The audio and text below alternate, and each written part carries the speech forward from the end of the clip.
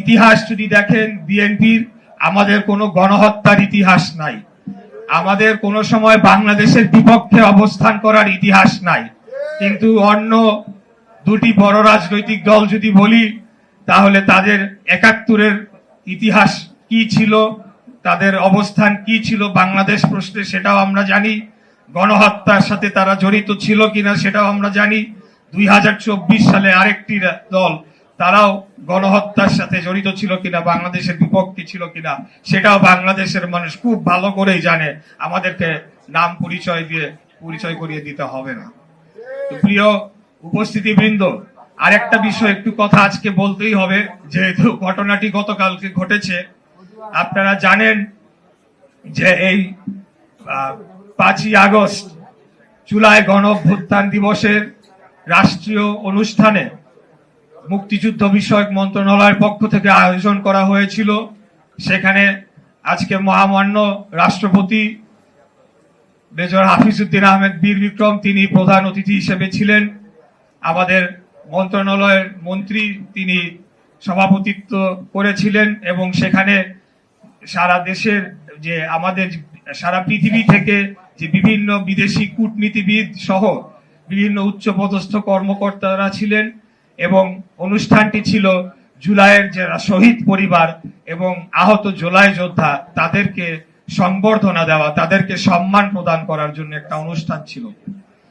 সেই অনুষ্ঠানটাতে আপনারা সকলেই দেখেছেন নিশ্চয় যে ন্যাক্কারজনক ভাবে কিছু ব্যক্তি অনুষ্ঠানটিকে বানচাল করার জন্য অত্যন্ত সুপরিকল্পিত ভাবে তারা সেখানে গোলযোগ সৃষ্টি করে, যেটাকে আমরা ইদানিং মব কালচার হিসেবে জানি, সেই কাজটি তারা করে।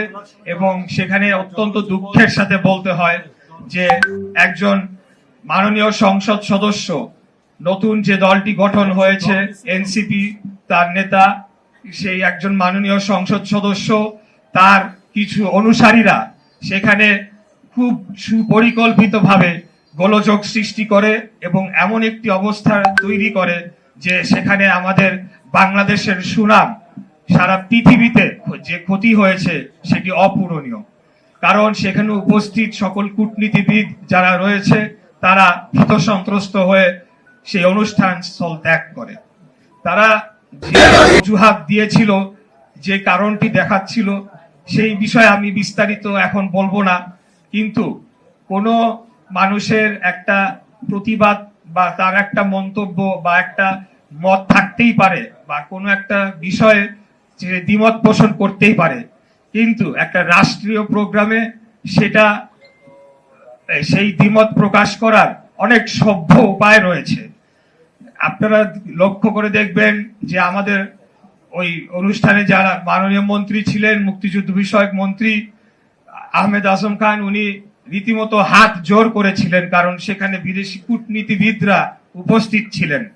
কিন্তু এই যারা অত্যন্ত সুপরিকল্পিতভাবে এই ঘটনাটি ঘটিয়েছে, তারা নিজেদের ব্যক্তি স্বার্থকে উদ্ধার করার জন্য বাংলাদেশের সুনামকে নষ্ট করেছে। সারা পৃথিবীতে আমাদের যে কূটনীতিবিদরা বাংলাদেশে উপস্থিত ছিল তাদের সামনে আমাদের সম্মানহানি করেছে।